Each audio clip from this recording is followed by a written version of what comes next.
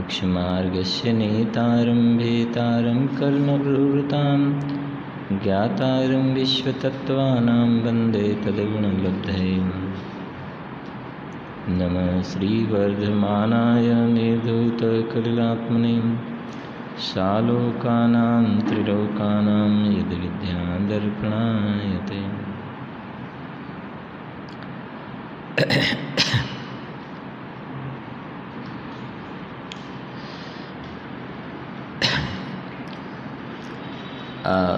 एक દ્રવ્ય દૃષ્ટિ પ્રકાશ નામનું શાસ્ત્ર છે, જેમાં પૂજ્ય સોગાનીજી સાહેબના બોલનું સંકલન છે. એમાં છેલ્લા સ્વાધ્યાયમાં આપણે 4 બોલનો થયો તો 90, 91, 92 ને 93 એનો વાંચીને આગળ 94થી પછી જોઈએ છે. 90 છે એક જ માસ્ટર કી છે, બધી વાતોમાં બધા શાસ્ત્રોમાં એક જ સાર છે, ત્રિકાલીમાં અહમપણું જોડી દેવાનું છે.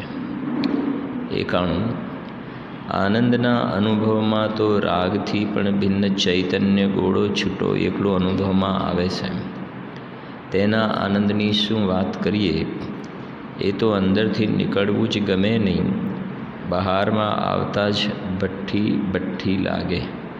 92 પાકા નિર્ણય વિના હું શુદ્ધ છું, ત્રિકાલી છું, ધ્રુવ છું એમ અનુભવનો અભ્યાસ કરે તો અનુભવ થઈ શકે કે કેમ?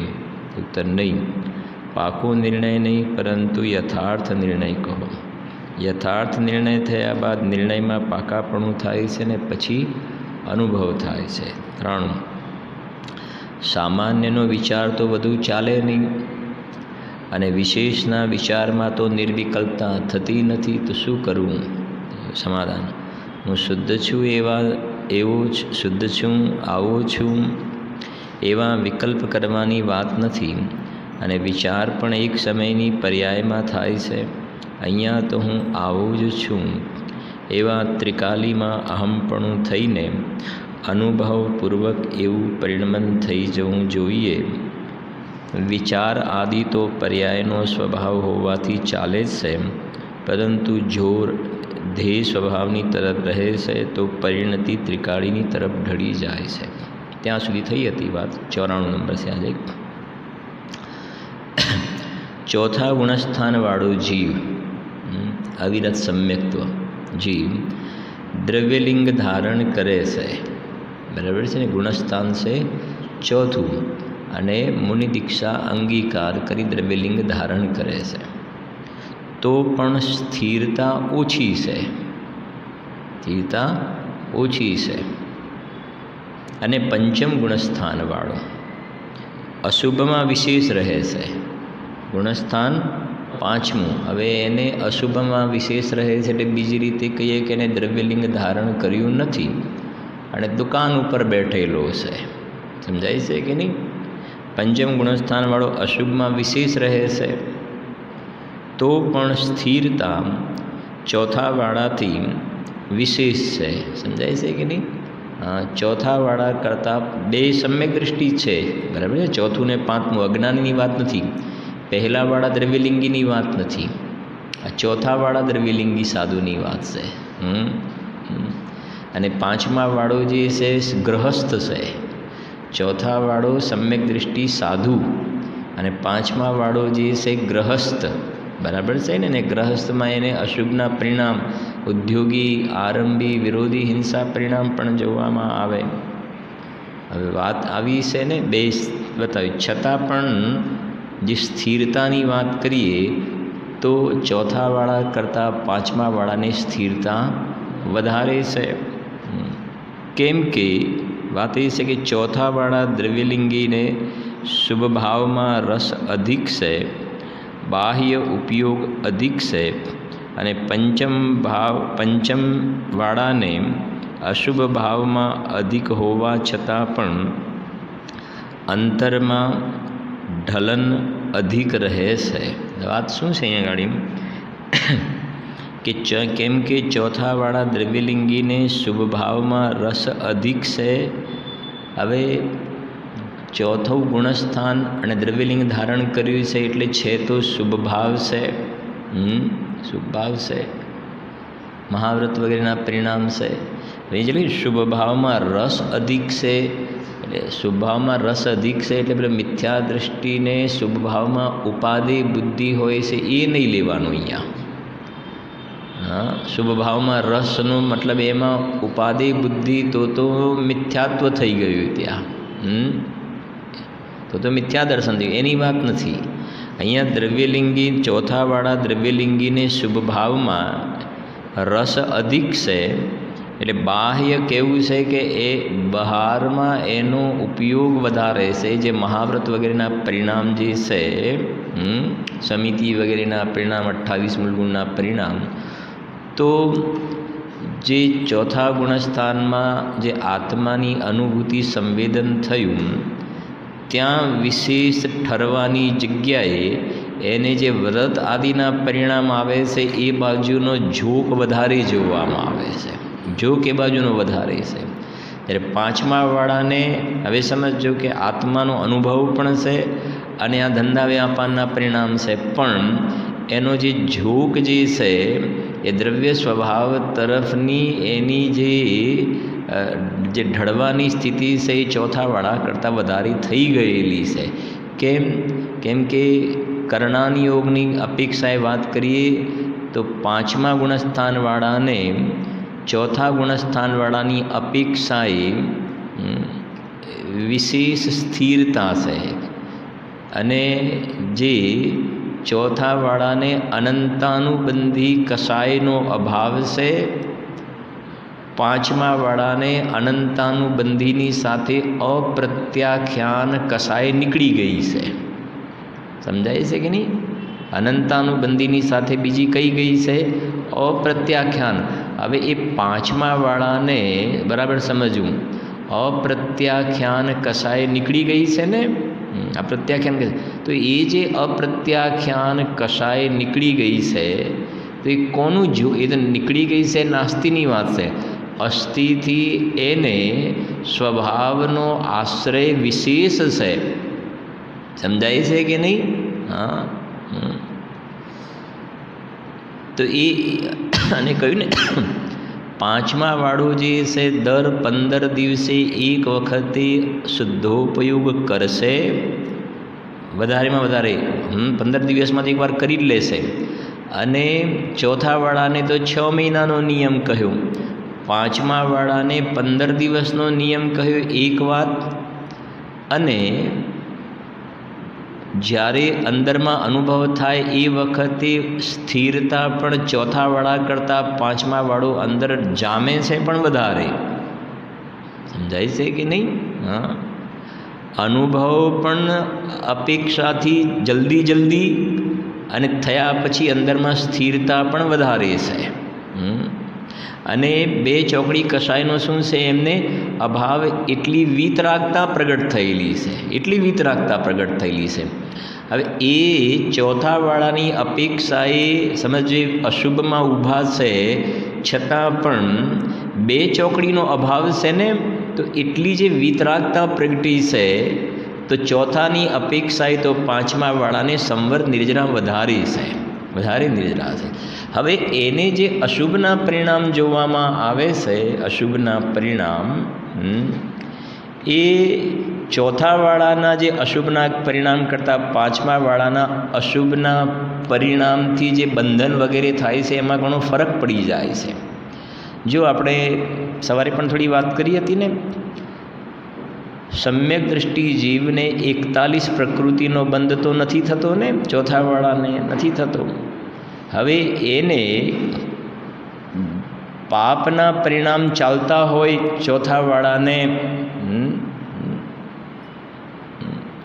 હવે એ જે પાપના પરિણામ ચાલે છે એ વખતે પાપના પરિણામથી ચોથાવાળાને નરકાયુ, ત્રિયંચ આયુ, નરક ગતિ, ત્રિયંચ ગતિના પાપના પરિણામ છે પણ એનો બંધ નથી પડતો. એ જાતિનો બંધ, કેમ કે 41 પ્રકૃતિનો બંધ મટી ગયો છે ને, અને પરિણામ અશુભ જોવામાં આવે પણ એ અશુભ પરિણામ એવા પ્રકારના નથી કે જેનાથી આવી પ્રકૃતિઓનો બંધ થાય. હા, આખી સ્થિતિ આવી બની ગઈ છે. કાલે સાંજે ત્યાં નવરંગપુરા પણ વાત થઈ હતી કે ભરતજીએ બાહુબલી પર ચક્ર ચલાવ્યું ને તો ક્રોધના તો પરિણામ જ હશે ને, અને મારવાનો જ ભાવ હશે ને. ત્યાં ક્ષાયિક સમ્યક દ્રષ્ટિ છે એ જ ભવે મોક્ષે જવાવાળા. બોલો, એ જ ભવે ક્ષાયિક સમ્યક દ્રષ્ટિ. અને વિચાર કરીએ કે રાગનું સ્વરૂપ પણ જુઓ. હવે ભરતજીની પાસે આખા 6 ખંડ તો હતા જ ને. હવે આ પોદરપુરનું એક રાજ્ય ભાઈ પાસે રહ્યું તો એમાં તો શું વાંધો હતો શરદભાઈ?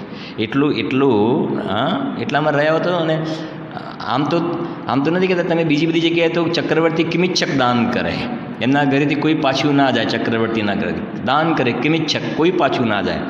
અને પોતાનો સગા ભાઈ અને પિતાજીએ એટલી જગ્યા આપીને ગયેલા ને કે આ તમારી, આ તમારી, આ તમારી. હા, વિચાર ખ્યાલ આવે છે કે નહીં? હા. અને ક્ષાયિક સમ્યક દૃષ્ટિ બે એ ભાવે મોક્ષે પાછા જવાવાળા. અને સંબંધમાં રિલેશન પણ બ્લડ રિલેશન. હા, અને આટલા નાના ટુકડા માટે આવું યુદ્ધ. હા, અને આ જે છે ને આવા પરિણામ હોય છતાં ચોથું ગુણસ્થાન જીવંત રહી શકે છે. આ કોઈ કષાય કરવાની પ્રેરણા માટે નથી, પણ ચોથા ગુણસ્થાનમાં કયા રેન્જના કષાય હોય છે એનું પણ જ્ઞાન કરવાની વાત છે ને. અને આ ગુરુદેવશ્રીનો ઉપકાર છે. બધી જગ્યાએ આપણને સાવધાન કર્યા છે કે નહીં અરે એવું કોઈ દિવસ હોતું હશે. આપણને ભગતમાં બેસતું નથી. કહે છે કે એ જે પરિણામ ચાલે છે એ વખતે પણ સમ્યક દૃષ્ટિ જીવને નરકાયુ, નરક ગતિ કહ્યું ને, તિર્યંચાયુ, તિર્યંચ ગતિ, એવા જે 41 પ્રકૃતિના બંધ એને નથી થતા. હલકા સહનન, સંસ્થાન વગેરેનો બંધ નથી થતો. પરિણામ અશુભ છે. એટલે કહેવાનો આશય શું છે કે આ ચોથાવાળા જે છે એ દ્રવ્યલિંગી સમજે ને સમ્યક દૃષ્ટિ મહાવ્રત વગેરેનું પાલન કરે છે. અને 5મા વાળો જે છે એ ગ્રહસ્થ ધર્મ નિભાવે છે, પેલા મુનિ ધર્મ નિભાવે છે. અને બે સમ્યક દૃષ્ટિ છતાં પણ 5મા વાળાને સંવર નિર્જના વધારે છે, એને શાંતિ વધારે છે. એ છે જુઓ. અને 5મ વાળાને અશુભ ભાવમાં અધિક હોવા છતાં પણ અંતરમાં ઢલન અધિક રહે છે. બરાબર છે. ઉપયોગ ભલે બહાર હોય સમજે, પણ અંતરમાં ઢલન જે છે ને, હવે એ ચોથા વાળાનો શુભોપયોગમાં છે અને 5મા વાળા અશુભ ઉપયોગમાં છે. પણ જે આપણે કહે છે ને જ્ઞાન ધારા અને કર્મ ધારા, જે બે ધારા કહીએ છીએ. અને બીજા શબ્દોમાં કહીએ તો જેમ જેમ સ્વરૂપમાં વિજ્ઞાન ઘન થતો જાય, વિજ્ઞાન ઘન, તેમ તેમ આશ્રવોથી શું થતો જાય છે? નિવૃત્ત થતો જાય. તો ચોથાવાળા કરતાં 5મા વાળો સ્વરૂપમાં વિજ્ઞાન ઘન વધારે થયેલો છે. અને આ જે બહારમાં દેખાય છે ને, બરાબર સમજો કે આ બહારમાં આવી પ્રવૃત્તિ દેખાય છે ને, બરાબર, તો કે આ બે ચોકડીના અભાવ જેટલી વિતરાગ વિજ્ઞાનતા થયા પછીની પ્રવૃત્તિ છે આ. ભલે આ પ્રવૃત્તિ દેખાય, આ પ્રવૃત્તિ દેખાય, પણ સામે એ વખતે એને બે ચોકડી કશાયના અભાવની વિજ્ઞાનતા છે. અને ચોથાવાળાને શુભોપયોગમાં દેખાય, મહાવ્રત પાડતો દેખાય, મહાવ્રત પાડતો શુભ ભાવમાં, પણ એ વખતે એને અંદરની જોવામાં આવે ને તો એક ચોકડીના અભાવવાળી વિજ્ઞાનતા છે, એટલી વિતરાગ વિજ્ઞાનતા છે. અને એની સાથેનો આ રાગ છે. તો બહારનો શુભોપયોગ ને અશુભોપયોગ તો તમે જોયો. આમને શુભોપયોગ, ચોથાવાળાનો શુભ ઉપયોગ, મહાત્માવાળાનો અશુભ ઉપયોગ જોયો ને બહારનો જેમ. પણ અંદરનું પણ પછી જોવું પડે કે નહીં જોવું પડે? કે અંદરમાં દ્રવ્ય સ્વભાવની વિજ્ઞાન ગનતા ચોથાવાળા કરતાં 5મા વાળાને વધારે છે. તો એ પણ જુઓ ને આ એ જુઓ ને, બેના માર્ક મૂકો, તમે મૂકો બેના માર્ક. હા, એ છે. આગળ 95 પ્રશ્ન છે. ચોથા ગુણસ્થાનવાળાને વસ્તુનો અનુભવ છે અને સ્થિરતાનો પ્રયત્ન પણ છે.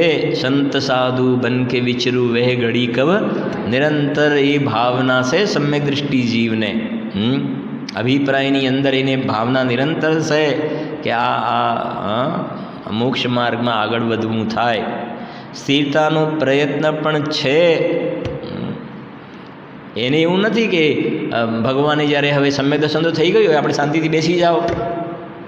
સમ્યક દર્શન થઈ ગયું ને, હવે સમ્યક દર્શન થયા પછી કિંચિતની અંદર અર્ધપૂતગલ પરાવર્તનમાં મોક્ષમાં જવાનું છે. માટે હવે આપણે જેટલા વચ્ચે ઇન બિટવીન જેટલા પણ ઊંચા પુણ્યના ઉદય પદ આવતા હોય એટલે પહેલાં એક કામ કરો, એ સમજો કે ભાઈ નારાયણનું આવે, ચક્રવર્તીનું આવે, વચ્ચે જેટલા પદ આવે ને ભલે થોડું લેટ જવાય તો લેટ, પણ કિંચિતની અંદર અર્ધપૂતગલ પરાવર્તનમાં જેટલી બધી પોસ્ટ આવતી હોય એટલું બધું ભોગવીને પછી જઈએ, એવું નથી હોતું. કેમ કે સમ્યક દર્શન થયું એ જ સમયે બહારના પદ જે છે એને તુચ્છ ભાષે છે. પહેલી વાત તો આ છે, સમજાય છે કે નહીં? એક વાત. અને જો શું કહે છે સમજો, જેમ આપણે વાંચીને પછી કહીએ, જો ચોથા ગુણસ્થાનવાળાને વસ્તુનો અનુભવ છે અને સ્થિરતાનો પ્રયત્ન પણ છે, તો પછી અનુભવમાં કાળ કેમ લાગે છે?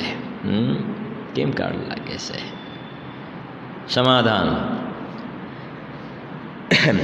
ચારિત્રની પર્યાયમાં તેટલી અસ્થિરતા છે. આ એક જ્ઞાન કરાવ્યું કે એની ચારિત્રની પર્યાયની અંદર જેવી સ્થિરતા થવી જોઈએ એવી સ્થિરતા નથી. અને એનું કારણ શું છે? તો કે જે પુરુષાર્થની શું છે? ઓછપ છે. એટલો સ્વયંનો એવી જાતિનો પુરુષાર્થ અંદરમાં સ્થિરતાનો નથી બની રહ્યો. અને પર્યાયની એવી યોગ્યતા છે. આ સમર્થ કારણ બતાવ્યું, સમર્થ કારણ કે પર્યાયની એવી શું છે? યોગ્ય. એની તો ભાવના છે, એની તો ભાવના છે, પણ શું થાય? એટલે ફરીથી રિપીટ કરું છું, એ સમ્યક દર્શન થયા પછી એ સમ્યક દૃષ્ટિ જીવ પ્રમાદી થઈને સૂઈ નથી જતા. જો એક દ્રષ્ટાંતથી સમજીએ આપણે કે કોઈ સ્ટુડન્ટને મેડિકલમાં જવું છે, એને 12થમાં ખૂબ મહેનત કરી અને એનો મેડિકલમાં નંબર લાગી ગયો. બરાબર છે કે લાગી ગયો ને? હવે શું કરે? હવે સૂઈ જાઓ શાંતિથી, આપણો નંબર તો લાગી ગયો, મેડિકલમાં નંબર લાગી ગયો ને, હવે શું કરવાનું જીતુભાઈ?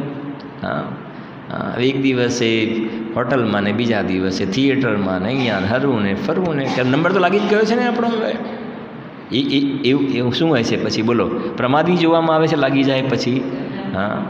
ખ્યાલ એ નંબર લાગી ગયો ને, એના પછી હવે એ કહે છે કે એક તો નક્કી થઈ ગયું કે હવે આપણે જે વે ઉપર જવાના છે એમાં છેલ્લે ડૉક્ટરનું સર્ટિફિકેટ મળવાનું છે. બરાબર, એ તો પાક્કું થઈ ગયું.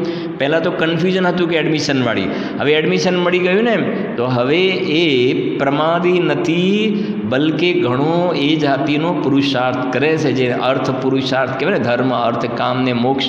તો એક પ્રકારથી કામમાં અર્થમાં લઈ લો એને, અર્થમાં પૈસા કમાવા છે છેલ્લે તો પ્રયોજન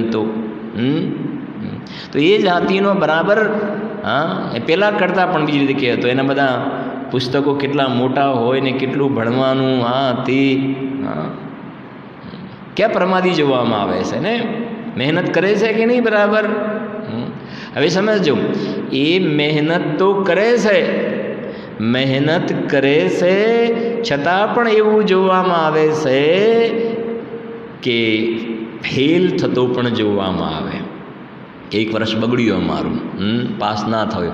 અથવા એમ પણ જોવામાં આવે કે અમારી જે ફેકલ્ટીમાં એની અંદર પણ ઘણી બ્રાન્ચ હતી, એમાં એડમિશન લેવું હતું પણ એમાં એડમિશન ના મળ્યું. મેડિકલમાં તો ખરું પણ આમાં ના મળ્યું.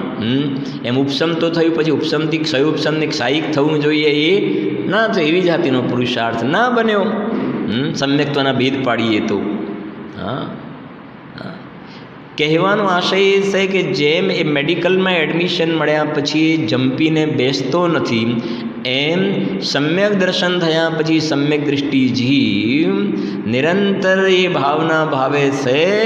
કેમ કે વાત એ છે કે હવે એને આ સંસારમાં રહેવું રંચ માત્ર પોસાતું નથી, બોજો લાગે છે એને. નિરંતર એની ભાવના રહે છે. અને મોક્ષ માર્ગ પ્રકાશકમાં લખ્યું પણ છે ટોડરમલજી, કોઈ કારણ વિશેષથી એનાથી તપ નથી થઈ શકતું. બાકી લખ્યું ને, ભરતજી ઘરમે હી વૈરાગી, ઘરમે હી નિરંતર એ ભાવના છે. અને પુરાણની અંદર કેટલી એક છે ને, રામચંદ્રજીવાળા ભરતજીની વાત કરીએ તો પિતાજીને દશરથ રાજાને મુનિ દીક્ષા લેવાનો ભાવ થયો, તો ભરતજીને પણ ભાવ થઈ ગયો દીક્ષા લેવાનો. કઈ માતાને ખબર પડી, મૂર્છિત થઈ જાય છે કે અરે પતિનો પણ વિયોગ અને પુત્રનો પણ વિયોગ, હવે હું કેવી રીતે જીવી શકીશ, મારું જીવવું મુશ્કેલ છે, મારાથી નહીં રહી શકાય, મારે પ્રાણોનો ત્યાગ થઈ જશે.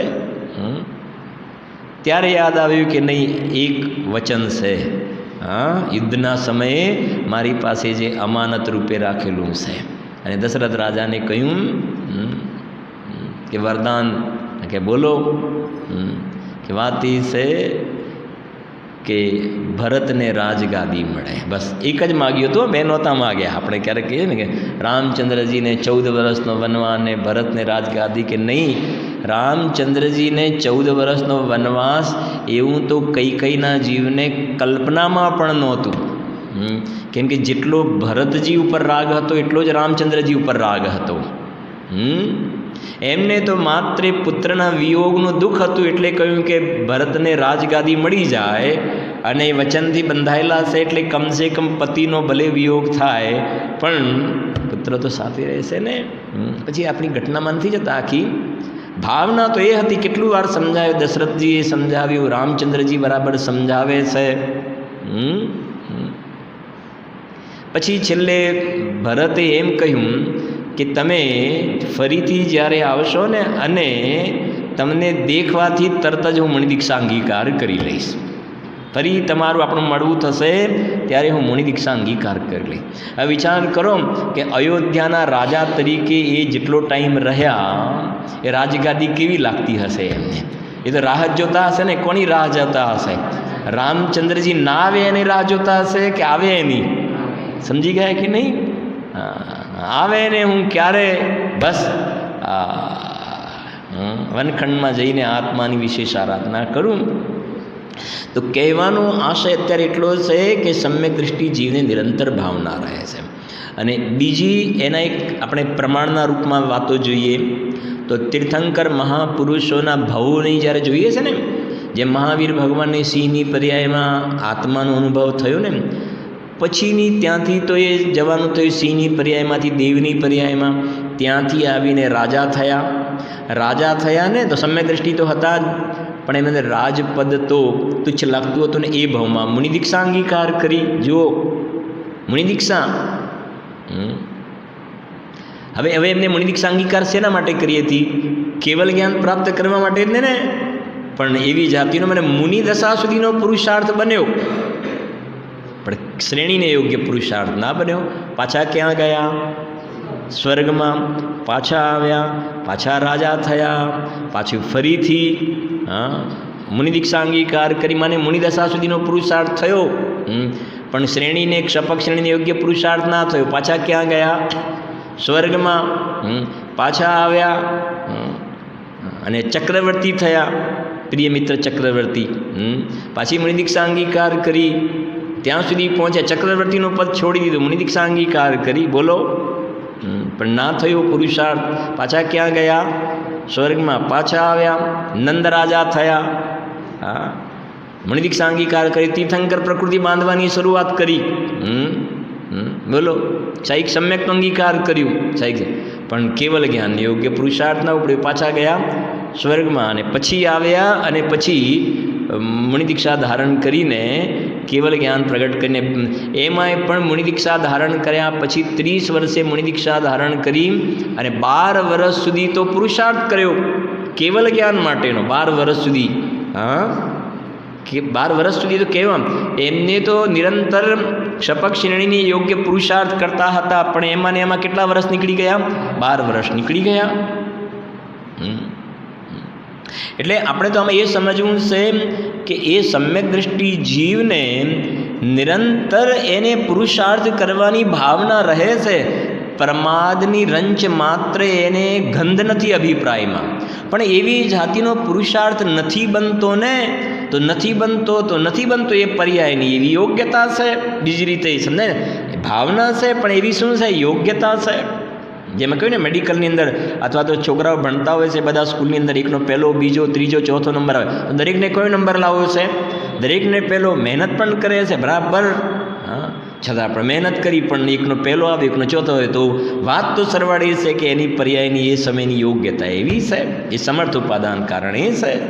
હા, પણ એ કહેવાનો ભાવ સમર્થ ઉપાદાન કારણ પર્યાયની યોગ્યતાવાળી વાતમાં રંચ માત્ર ત્યાં પ્રમાદી સ્વચ્છંદી થવાની રંચ માત્ર વાત નથી. આ વાત ખૂબ બરાબર બેલેન્સથી સમજવાની વાત છે. એટલે અહીંયા એ કહે છે, જુઓ, પર્યાયની એવી યોગ્યતા છે, પરંતુ દૃષ્ટિમાં તેની ગૌણતા છે. મને પર્યાયની અંદર જે મલિનતા વગેરે થોડો દોષ છે ને, એની દૃષ્ટિમાં શું છે? ગૌણતા છે. વર્તમાનમાં જ પૂર્ણ શું? ભલે પર્યાયમાં મલિનતા હો, થોડો ચારિત્રનો દોષ હો, પણ એ કહે છે કે અમારા માટે બહુ મોટો ઇસ્યુ નથી, અમને તો અમારો ભગવાન આત્મા ઉપલબ્ધ થઈ ગયો છે ને, આવી જશે કેવલ જ્ઞાન, અમને એનો મહિમા છે વધારે. જો વર્તમાનમાં જ પૂર્ણ છું, તેમાં પર્યાયની વૃદ્ધિ અને હાનિ શું છે? ગૌણ છે. વૃદ્ધિ અને હાનિ એટલે અત્યારે કદાચ અમારી પર્યાયમાં ચોથા ગુણસ્થાનને યોગ્ય વિતરાગતા છે ને, અને પછી એ વધી ગઈ, હા, અને 3 ચોકડી કસાયના ભાવની વિતરાગતા થઈ, તો એ વધ્યું અને પહેલાં ઓછું હતું, ઓછું વધતું, જેમ છઠ્ઠું સાતમું. એ કહે છે કે પર્યાયમાં હાનિ વૃદ્ધિ થાય, હાનિ વૃદ્ધિ પર્યાયમાં, પણ અમારા માટે શું છે? અમારા માટે ગૌણ છે. અમને વેઇટેજ જે છે એ તો વર્તમાનમાં ભરીતા વસ્ત અનંત ગુણથી પોતે ભરેલો જે છે ને, કે જે અબદ્ધ સ્પષ્ટ અનન્ય નિયત શબ્દ આવ્યો. નિયત, જેમ સમુદ્રમાં ભરતી પણ આવે ને શું આવે? ઓટ. ભરતી અને ઓટ આવે, પણ તમે ભરતી અને ઓટને ના જુઓ. આપણે ક્યારેક એક્ઝામ્પલ આપીએ છીએ ને, કે દરિયાના કિનારે હાઈ રાઇઝવાળી બિલ્ડિંગો હોય છે કે નદીના કિનારે હોય છે? મોટી મોટી ઊંચી બિલ્ડિંગો ક્યાં હોય છે? દરિયાના કિનારે કે નદીના કિનારે? દરિયાના કિનારે હોય છે ને. નદીના કિનારે કેમ ના હોય? નદીના કિનારે કોઈ જગ્યાએ જોઈએ છે મોટી મોટી બિલ્ડિંગો, અને દરિયાના કિનારે કેમ હોય છે?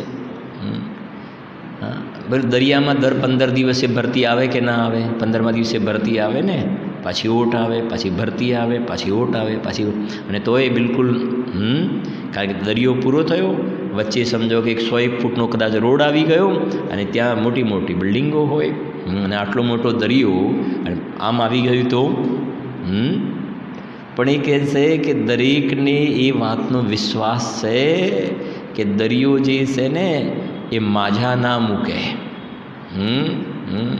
દરિયો પોતાની મર્યાદા ના ચૂકે, એની મર્યાદામાં રહે. ભરતી ઓટ આવે, પણ ભરતી પણ આટલી સુધી, પછી પાછી શું આવે?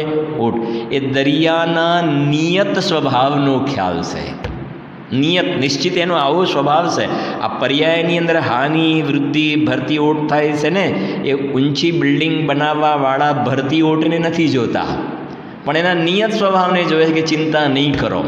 અને એની જે કરોડો રૂપિયા ખર્ચીને ત્યાં રહેવાવાળા હોય છે ને, એ પણ દરિયાના નિયત સ્વભાવનો ખ્યાલ છે, માટે બિલકુલ કોઈ જાતિના ટેન્શન વિકલ્પ વગર ત્યાં રહે છે. સમજાય છે કે નહીં? હા. અને નદીના કિનારે તો શું થાય?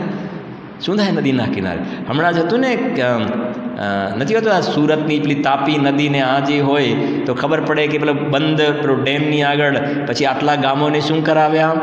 આટલા ગામને ખાલી કરાવ્યા, સૂચના આપી દીધી કે આવું થઈ શકે, આવું થઈ શકે.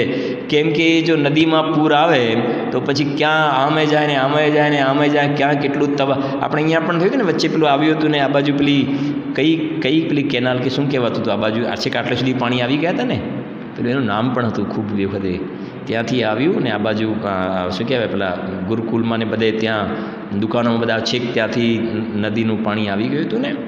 વર્ષો થયા થોડા. એવી રીતે આ મચ્છું, હા હા, આપણે વાત થઈ હતી ને, તમારા ગુરુદેવના પ્રવચનમાં આવે છે ને. તો એ નદીની અંદર પૂર આવે ને, હા હા, તે પૂર આવે તો ક્યાં કઈ બાજુ જાય ને કેટલું પાણી શું કાંઈ નક્કી નહીં, કેટલું તબાહ કરે. પણ દરિયાની એક હાનિ વૃદ્ધિ થાય પણ એ કહે છે કે બસ આ એની એક રેન્જ છે. એમ અહીંયા કહે છે કે પર્યાયની અંદર હાનિ વૃદ્ધિ થાય, પણ સમ્યક દ્રષ્ટિ જીવ એ ઉત્પાદ વ્યય એ હાનિ વૃદ્ધિ એમાં થાય એની સામે જોતા નથી. ઉત્પાદ વ્યયથી નિરપેક્ષ એ વખતે ધ્રુવ સ્વભાવ જે નિયત છે ને, તો જ્ઞાનીની તો નજર નિયત ઉપર હોય છે, નિયત સ્વભાવ ઉપર હોય છે. એટલે કહે છે કે પર્યાયમાં હાનિ થઈ તોય વાંધો નથી, વૃદ્ધિ થઈ તોય વાંધો નથી, અમને તો નિયત સ્વભાવ ઉપર અમારી નજર છે. જો એ કહે છે.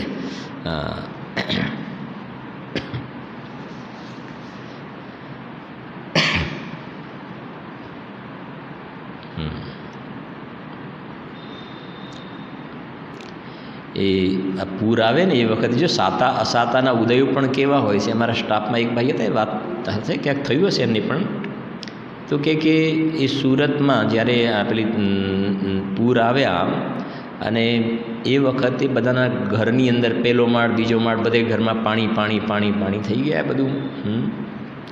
પછી સમજો કે એકાદ દોઢ દિવસમાં બધું પાણી શું થઈ ગયા, ઉતરી ગયા. પછી એ બધું ઘરમાં બધું ગંદુ થઈ ગયું, એને સાફ કરવા માટે શું જોઈએ? બોલો, સાફ કરવા માટે બધું ચોખ્ખું કરવા માટે શું જોઈએ? પાણી જોઈએ કે ના જોઈએ? હા, સમજાય છે કે નહીં? હા હા. પહેલાં તો પ્રાર્થના એવી કરતા હતા કે ભાઈ હવે આ પાણી ઉતરી જાય તો સારું, કે આ પાણી ઉતરી જાય તો પાણી તો નીકળી ગયું, બરાબર છે, બધું ચાલી ગયું. પછી હવે આ બધું સાફ કરવું છે, પણ બધી પાણીના નળ પાઇપલાઇન બધી ચોકઅપ થઈ ગઈ, બધું કાદવ ને આ ને તેને બધું ડિસ્ટર્બ થઈ ગયું, લાઇટ આ તે બધા વાયર કેબલ બધું કાંઈ નહીં. આ પાણી કેમ નથી આવતું? આ બધું સાફ કરવું છે ને વાસ મારે છે, ગંદુ થઈ ગયું છે, પાણી કેમ નથી આવતું? પાણી કેમ નથી આવતું? સમજાય છે ને? ઉદયનું જો ઉદયનું સ્વરૂપ કેવું છે. પહેલાં તું કહે છે કે અને હવે કહે છે કે પાણી પાણી પાણી. હા જો એટલે છે ને, જે વસ્તુ પહેલાં અનિષ્ટ લાગતી હતી એ પાછી કેવી લાગે છે? હવે ઇષ્ટ લાગે છે. હવે પાણી ના તો ઇષ્ટ છે ના અનિષ્ટ છે, પણ અજ્ઞાની જીવને એમાં સુખ બુદ્ધિ પડેલી છે, એટલે એની ભ્રાંતિ છે કે આ મને આ સુખરૂપ, અને અત્યારે આ સુખરૂપને પાછું એ જ પાછું કેવું લાગે? દુઃખરૂપ લાગે છે. વસ્તુ તો ના સુખરૂપ છે ના દુઃખરૂપ છે.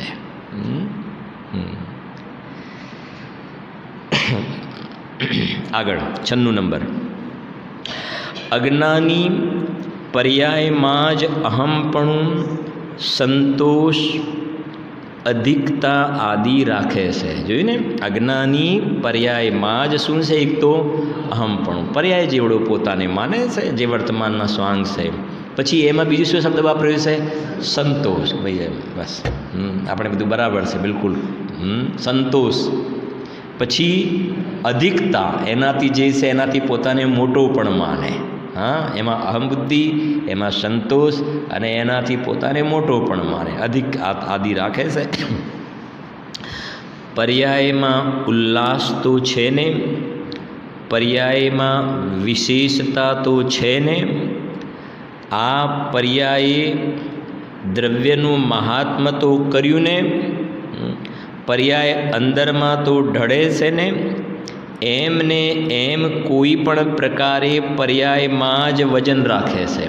આમાંને આ દ્રવ્ય સ્વભાવના અનુભવ કરવા તરફથી વાત કરીએ તો કહે છે કે આ અંદરમાં ઢળે છે કોણ? દ્રવ્ય સાથે અભેદ કોણ થાય છે? કામ તો પર્યાય જ કરે છે. આ પર્યાય દ્રવ્યનું મહાત્મ્ય કર્યું ને, જેને જે જીવોએ પોતાનું કલ્યાણ કર્યું, તો એમાં ખરેખર તો પર્યાય દ્રવ્યનો મહિમા કર્યો ને, સ્વીકાર તો પર્યાયમાં થયો.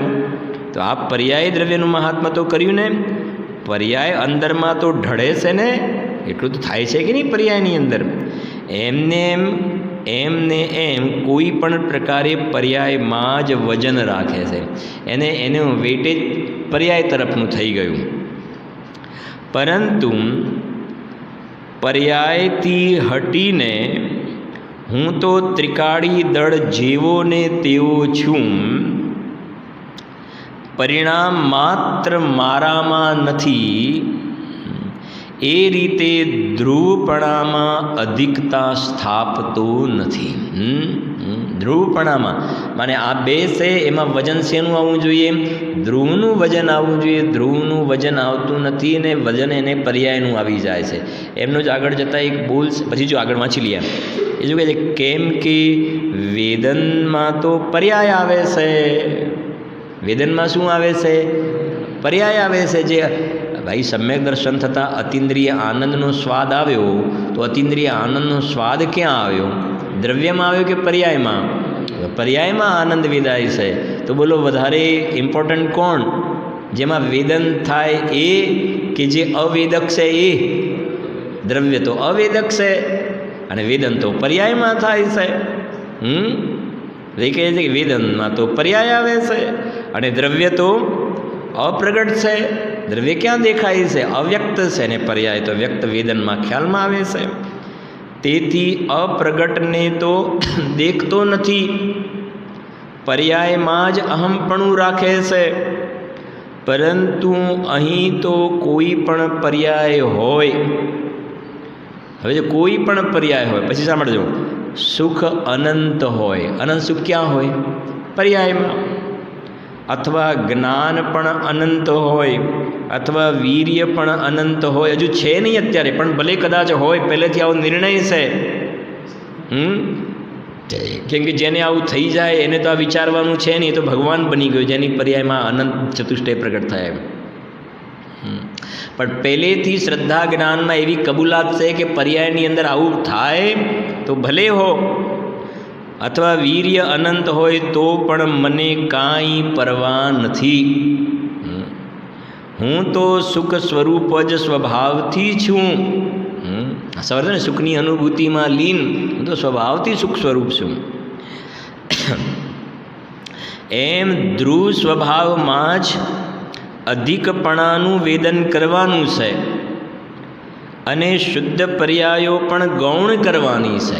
શુદ્ધ પર્યાય પણ ગૌણ કરવાની છે. એટલે કે ધ્રુવ સ્વભાવમાં જ અધિકપણાનું વેદન, વેદન ધ્રુવ સ્વભાવનું નહીં પણ ધ્રુવ સ્વભાવમાં અધિકપણાનું, અને એ અધિક છે એ પ્રમાણે નિર્ણય કરવાનો છે, વેદન કરવાનું છે. અને શુદ્ધ પર્યાયો પણ ગૌણ કરવાની છે, ગૌણપણે વેદન કરવાની છે. ગૌણપણે એનું વેદન. ધ્રુવ વસ્તુમાં અહમપણું સ્થાપિત કર્યા વિના પર્યાયથી એકત્વ છૂટી શકતું નથી. આવો એક બોલ છે પાછળ, દ્રવ્ય પર્યાયની વાત છે ને, તેમને લખ્યું કે એક બાજુ પેલું કહે ને ત્રાજવું હોય, એક બાજુ માલ અને બીજી બાજુ બારદાન, એમ છે ને. તો બેમાંથી કિંમત કોની વધારે? તો માલની કિંમત વધારે, બારદાનની નહીં. એમ એક બાજુ પર્યાય અને બીજી બાજુ છે દ્રવ્ય સ્વભાવ છે. પાછળ જો એક બોલ છે તો સારું છે.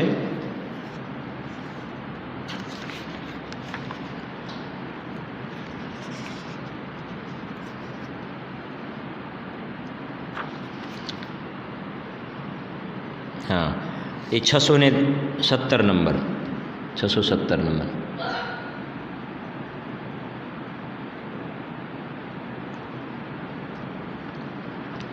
છે જો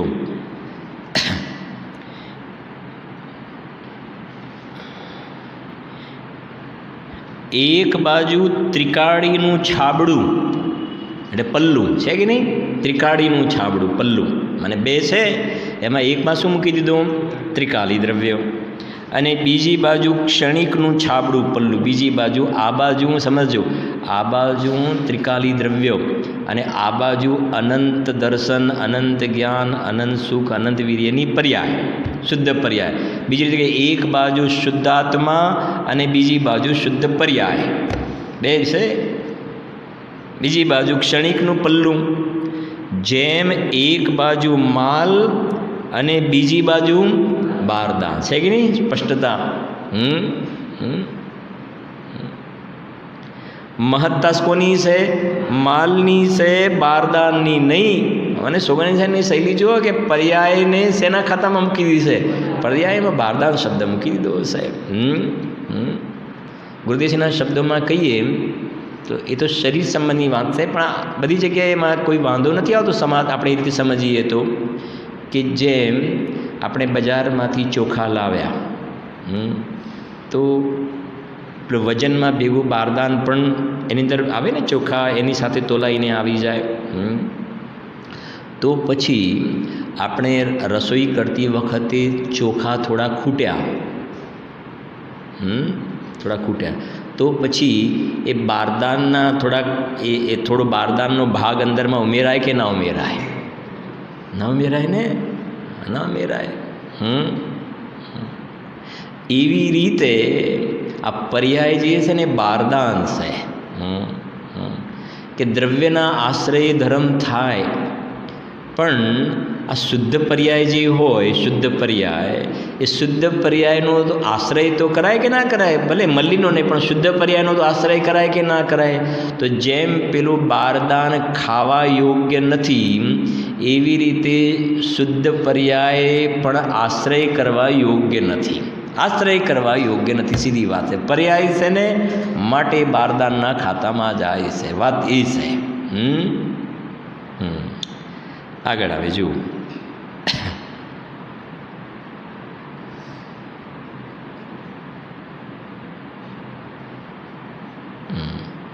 એટલે આપણે હંમેશા સોગાની સાહેબના બોલને યાદ જ્યારે ચાલે ત્યારે હંમેશા કહીએ છીએ, એક વાત રિપીટ કરીએ છીએ, છે ખ્યાલ આપણે દરેક વખતે લગભગ એક વાત યાદ કરીએ છીએ કે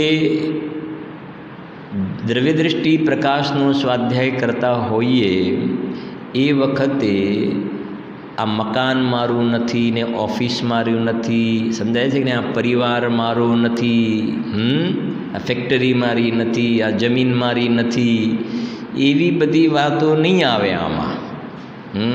અરે થોડીક વાત કરી કે શરીર મારું નથી, એ લગભગ વાત નહીં આવે. દેવશાસ્ત્ર ગુરુ એ નહીં આવે. અહીંયા તો તમારે આમ જ પ્રમાણનું દ્રવ્ય, દ્રવ્ય ગુણ અને પર્યાય, એમાં આ દ્રવ્યને મુખ્ય કરો અને પર્યાયને ગૌણ કરો, બસ આટલી જ રમત આટલામાં છે. મને તારું જેટલું ટોટલ અસ્તિત્વ છે ને, તારું જેટલું ટોટલ અસ્તિત્વ છે પ્રમાણનું, એની અંદર જ રમવાની વાત છે. હવે જે બીજી બહારની જ વસ્તુઓ છે ઓલરેડી, બીજી રીતે ના તારે લેવા ના દેવા એ બધાની ઘરની બીજા બધા કે બીજા ઘરોની વાતો કરવીને મારા ઘરનું કામ તો રહી જાય છે.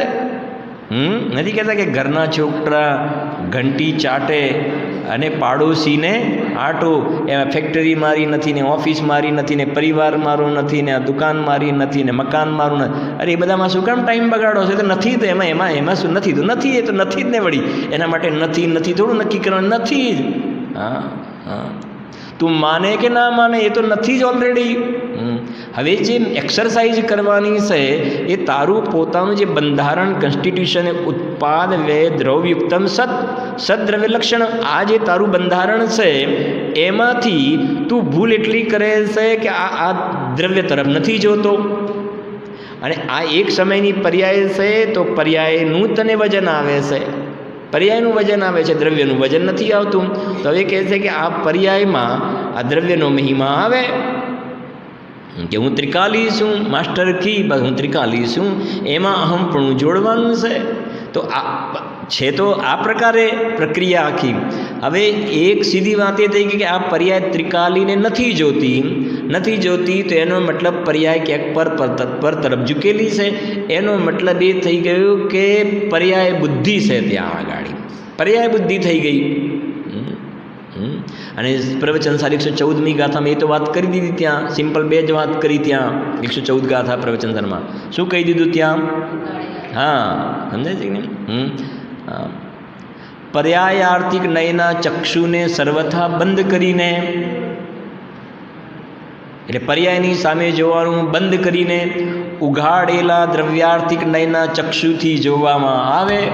ઉઘાડેલા દ્રવ્યાર્થિક નયના ચક્ષુ તો એક જીવ સામાન્ય દેખાય છે, પંચમ ભાવ પારિણામિક ભાવ દેખાય છે. અને જો તમે આ દ્રવ્યાર્થિક નયના ચક્ષુથી નથી જોતા, તો પછી પર્યાયથી જોવામાં આવે તો હું મનુષ્ય છું, તિર્યન છું, દેવ છું, નરક છું, એ પર્યાયની એવી યોગ્યતા છે ને. ગતિ ઔદૈહિક ભાવ કયો ને જીવનો, ઔદૈહિક ભાવના 21 ભેદમાં પેલી 4 ગતિ મૂકીને તો જીવની પર્યાય, તો એ પ્રાપ્ત પર્યાયમાં તન્મય પણ થઈ ગયું એનું ત્યાં. પર્યાયનું જ્ઞાન અલગ છે અને પર્યાય બુદ્ધિ અલગ છે. ત્રિકાલી દ્રવ્યનું જ્ઞાન થયા પછી પર્યાયનું જ્ઞાન થાય છે, પણ હું પર્યાય જેવડો છું એવું માનવાની બુદ્ધિ છૂટી જાય છે. આ અંતર છે આ. હા, પર્યાય સંબંધનું જ્ઞાન જ ન રહે ને, તો સર્વથા એકાંતવાદી થઈ ગયો. પર્યાયના જ્ઞાનને પણ ઉડાડે તો સર્વથા એકાંતવાદી થઈ ગયો. અને પર્યાયમાં અહમ બુદ્ધિ થાય તો મિથ્યા દૃષ્ટિ, પર્યાય દૃષ્ટિ થઈ ગઈ, એ મિથ્યા દૃષ્ટિ થઈ ગયો. પેલો સર્વથા એકાંતવાદી થઈ ગયો.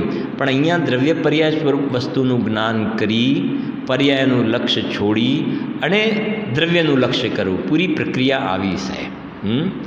વચ્ચે આપણે દ્રષ્ટાંત આપીને સમજાવી હતી એક વખતે વચ્ચે વ્યાખ્યાન અંદર. મગફળીનું દ્રષ્ટાંત આપીને સમજાવ્યું હતું ને, મગફળીનું દ્રષ્ટાંત આપીને. આપણે શું ખાઈએ છીએ? દાણા કે મગફળી? દાણા જ ખાઈએ છીએ ને. ફોતરાથી કોઈ પ્રયોજન ખરું આપણે કે ના? તો પછી એક કામ કરો ને કે હવે આપણે એવું વાવેતર કરો કે સીધા દાણા જ ઉગે. ભરતભાઈ બોલો, રોનકભાઈ, એવું એક શોધી કાઢો. આટલી બધી શોધખોળ કરો છો તો એવું એક શોધી કાઢો કે સીધા નીચે સીધા શું ઉગે? દાણા જ ઉગે. ડાયરેક્ટ દાણા ઉગે. ફોતરા બોતરા ઉગાડવાને બધી સાફ કરો ને મહેનત કરવી. જીતુભાઈ પાટના ગુવામાં તપાસ કરજો કોઈ કરતું હોય તેવું. હા હા કે નહીં ભાઈ? પણ અમારે તો દાણા જ ખાવા છે કે બરાબર, દાણા ખાવા છે. પણ ઉગે તો શું? આ રીતે મગફળી દાણા ને આ રીતે ઉગે. હવે એ દાણા અને ફોતરા એ આખું ભેગું થઈને એને મગફળી કહેવાય. એનું આપણે શું કર્યું? જ્ઞાન. એનું જ્ઞાન કરો. પછી એમાંથી ખાવા યોગ્ય શું છે એનું પણ જ્ઞાન કરો. દાણા ખાવા યોગ્ય છે અને શું છોડવા યોગ્ય છે, ખાવા યોગ્ય એનું પણ જ્ઞાન કરો.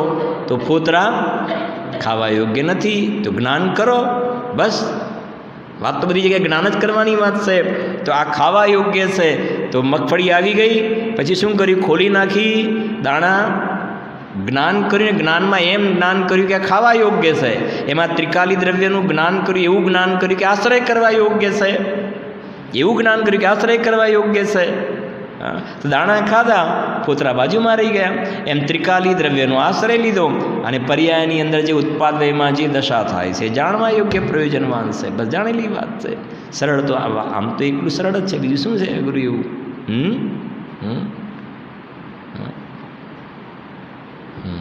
મગફળી તો તું ફૂલી નથી શકતો. મગફળીને તું ખોલી ના શકે. હા, એ તારા હાથની વાત નથી કે શું બોલ્યા ખબર ના પડી. આ હાથ મગફળીને અડે નહીં ને, હા, તો ખોલવાની વાત દૂર રહી. પણ તું અંદરમાં આત્માનો અનુભવ કરી શકે છે. હા, આત્માનો અનુભવ કરે તારા હાથની વાત છે. આ તો આખી સત્તા બદલાઈ ગઈ, દ્રવ્ય બીજું થઈ ગયું. એવું છે.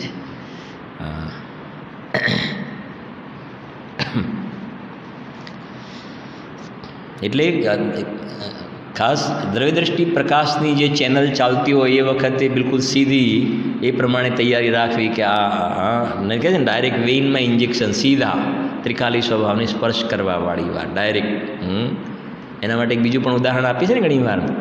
હા, પેલું કક્કુ અને બારાખડી સમજી ગયા કે નહીં? કહ્યું હતું ને, પહેલું ધોરણ અને 12મા ધોરણમાં 12મા ધોરણમાં 12થમાં છોકરો હોય ને એને આપણે કલમનો ક, ખડિયાનો ખ, હા, ચકલીનો ચ એવું ભણાવીએ તો ટીચર આવે તો સ્ટુડન્ટ શું કહેશે? પ્રિન્સિપાલને કમ્પ્લેન કરશે ને કે આ સર જે આવે છે ને આ કલમનો ક અને ખડિયાનો ખ, ચકલીનો ચ અમને ભણાવે છે, એ બધું તો અમે ભણીને આવ્યા છીએ. એમ દ્રવ્યદ્રષ્ટિ પ્રકાશની એ વાતને હજમ કરવાવાળો, આ મકાન મારું નહીં, દુકાન મારું નહીં, પરિવાર મારો નહીં, આ શરીર મારું નહીં, એ બધા પાઠમાં ટાઈમ ના બગાડો તમે મારો. એ બધું તો અમે પાકું કરીને આવ્યા છે. હવે આ પરિણામ માત્રથી ભિન્ન ભગવાન આત્માની અનુભૂતિ કરવાની વાત કરો તમે, એ શૈલી છે અહીંયા ગાડી. એટલે તો તમને ખ્યાલ છે ને, ગુરુદેવ શ્રી દ્રવ્ય દ્રષ્ટિ પ્રકાશ બધાને નહોતા આપતા, પોતાની પાસે રાખતા હતા, અને લાગે કે આ પચવી શકે એમ છે એને આપતા હતા. આગળ જુઓ.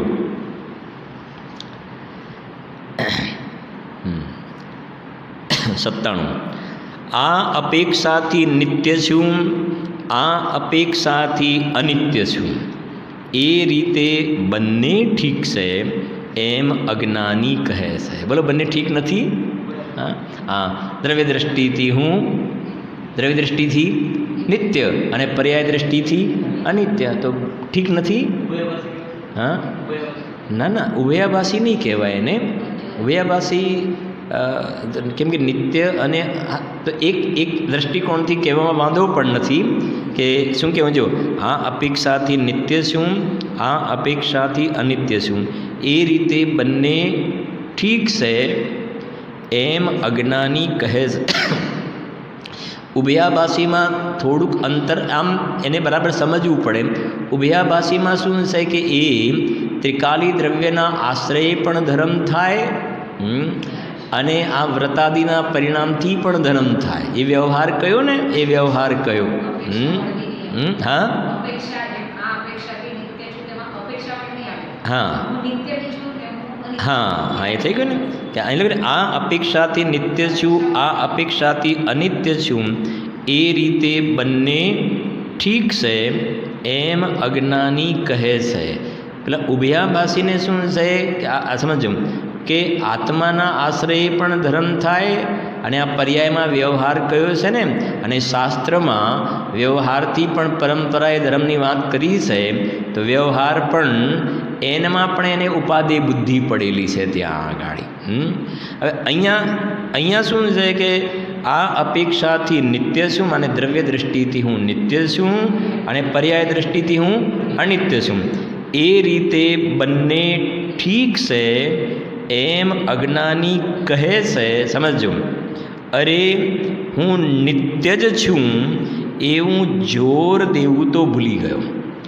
આ વાત તો બરાબર છે કે આ આમ છું આમ છું, પણ પછી એ કર્યા પછી કે ભાઈ ફોતરા અને મગફળી, ફોતરા અને દાણા, બોલો બેનું જ્ઞાન કરી લ્યું કે ભાઈ આ ફોતરા છે, આ દાણા છે, આ ફોતરા છે, દાણા, ફોતરા છે, દાણા. જોર છે એનું આવવું જોઈએ, બોલે ને બધા, ખ્યાલ આવે છે ને? હા હા, આ ફોતરા આ દાણા, આ ફોતરા દાણા, જ્ઞાન તો કરી દે, પણ જ્ઞાન કર્યું, પણ મૂળ તો જ્ઞાન પણ ખરેખર ક્યારે કર્યું કહેવાય? આમ જ્ઞાન કર્યું, પણ ખરેખર એ દાણાને ફોતરાનું જ્ઞાન કર્યું ત્યારે કહેવાય કે દાણા તરફનું જોર આવે ત્યારે જ્ઞાન કર્યું કહેવાય. એમ પર્યાય અપેક્ષા હું અનિત્ય છું, દ્રવ્ય દ્રષ્ટિથી નિત્ય છું, દ્રવ્ય દ્રષ્ટિથી નિત્ય છું, પર્યાય દ્રષ્ટિથી અનિત્ય છું. જ્યાં જ્યાં જે યોગ્ય છે ત્યાં સમજવું તે આમ છે આમ છે, પણ એ વાત બરાબર છે, પણ સરવાળે તને દ્રવ્ય દ્રષ્ટિથી નિત્ય ને પર્યાય દ્રષ્ટિથી અનિત્ય, તો દ્રવ્ય તરફનું તને શું આવવું જોઈએ? જોર આવવું જોઈએ. દ્રવ્ય દ્રષ્ટિ હું નિત્ય છું, તો એ તરફનો જોર આવે તો બરાબર છે. જોર દેવાનું ભૂલી ગયો તું, મૂળ વસ્તુ એ થઈ ગઈ ને, જોર દેવાનું ભૂલી ગયો. એટલે જો સોગાનીજી સાહેબે જે આટલે સુધી આવ્યો ને, ઉત્પાદ વે દ્રવ્ય સુધી આવ્યો, દ્રવ્ય પર્યાયનો સામાન્ય વિશેષનો વિચાર કરે ત્યાં સુધી, પછી એ ક્યાં એની ભૂલ પડી જાય છે, ક્યાં એની ભૂલ પડી જાય છે ત્યાં આપણને એલર્ટ કર્યા કે આ બંનેનું જ્ઞાન કર્યું, પણ કહે છે કે હવે તમારે જોર આ બાજુનું આવવું જોઈએ. અને ભલે છે પર્યાય, પણ એ ગૌણ થવી જોઈએ ને આ મુખ્ય થવું જોઈએ ત્યાં. એમ હું નિત્ય જ છું એવું જોર દેવું તો ભૂલી ગયો. તો શું રહ્યું પછી? અનાદિથી જે હતું તે જ રહ્યું. લો, હા, સરવાળે તો આ જ્ઞાન એમનું એમ જ રહ્યું, પ્રયોજન તો સિદ્ધ થયું નહીં ને. એટલે શ્રીમદજીનો જે આપણે બોલ છે હંમેશા આપણે યાદ કરીએ છીએ, અનેકાંત પણ સમ્યક એકાંત એવા નિજ પદની પ્રાપ્તિ સિવાય અન્ય હેતુએ ઉપકારી નથી. થઈ ગયો ને જવાબ? અનેકાંત પણ એટલે જે અહીં ગાડી લખ્યું છે ને, આ અપેક્ષા એ નિત્ય, આ અપેક્ષા એ અનિત્ય. તો અનેકાંતનું જ્ઞાન કર્યું કે હા કર્યું. પછી શું કર્યું બોલો? કે અનેકાંત પણ સમ્યક એકાંત એવા નિજ પદની પ્રાપ્તિ સિવાય, નિજ પદની પ્રાપ્તિ ના થઈ, અનેકાંતનું જ્ઞાન કરીને એમાંથી સમ્યક એકાંત એવો ત્રિકાલી ધ્રુવની અનુભૂતિ ના કરી, તો પછી કહે છે કે ભલે ને તમે અનેકાંતનું જ્ઞાન કર્યું પણ કોઈ મતલબનું નથી, અન્ય હેતુએ ઉપકારી નથી. માટે તમને જે અનેકાંતનું જ્ઞાન કર્યું એનો તમારા ઉપર ખરેખર કોઈ ઉપકાર ના થયો. અનેકાંતમાંથી સમ્યક એકાંત હતું ને. જેને બીજી રીતે કહીએ ને તો જ્ઞેયમાંથી ધ્યેય અને ધ્યેયપૂર્વક જ્ઞેય, આવું કહેવાય. જ્ઞેયમાં સમજો, જ્ઞેયમાં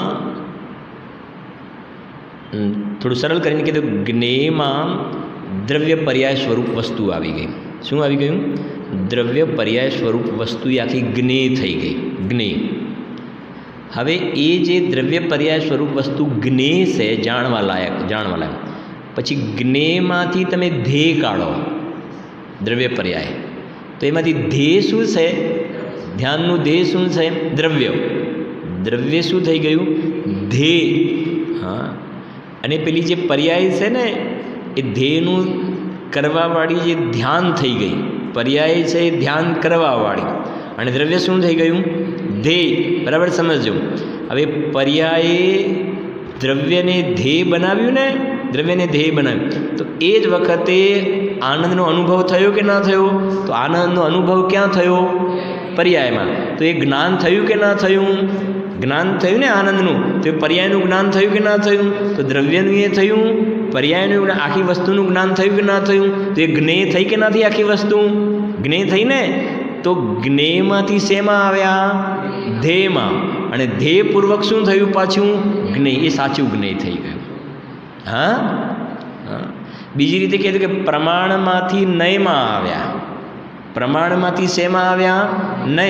કેમ કે દ્રવ્ય પર્યાય સ્વરૂપ વસ્તુ એ પ્રમાણ, અને પ્રમાણમાંથી નયમાં આવ્યા. સમ્યક એકાંતનો વિષય નયમાં, અને નયપૂર્વક પાછું પ્રમાણ થયું. નયપૂર્વક પ્રમાણ એટલે આખી વસ્તુનું જ્ઞાન થઈ ગયું. આનંદનું આ વેદન થયું, એનું પણ જ્ઞાન થઈ ગયું. દ્રવ્યનું પણ જ્ઞાન નહીં પડે. તો નયપૂર્વક પ્રમાણ એ અનેકાંતમાંથી સમ્યક એકાંતની સાચું અનેકાંત થઈ ગયું. એને જ્ઞેયપૂર્વક ધ્યેય અને ધ્યેયપૂર્વક જ્ઞેય, એમ. હું તમને એક સિમ્પલ વાત પૂછું.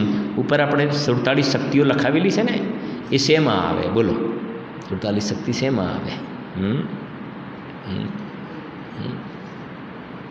પ્રમાણમાં આવે કે નયમાં આવે? 47 શક્તિ.